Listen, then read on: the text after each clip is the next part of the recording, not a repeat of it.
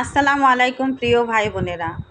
আপনার যত বড় অসুখ হোক বা যত বড় কঠিন রোগে আপনি ভোগেন না কেন, এই আমলটি করে যদি আল্লাহর কাছে আপনি শেফা চান, তাহলে আল্লাহ তাআলা আপনাকে এই রোগ থেকে মুক্তি দান করবেন বা যে কোনো অসুখ থেকে আপনাকে মুক্তি দান করবেন।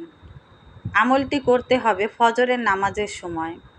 ফজরের নামাজের সময় সুন্নত নামাজ পড়ে এবং ফরজ নামাজের আগে মাঝামাঝি সময়ে আমলটি করবেন।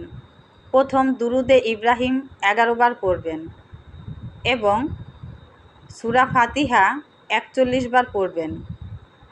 এরপর আবার দুরুদে ইব্রাহিম 11 বার পড়বেন।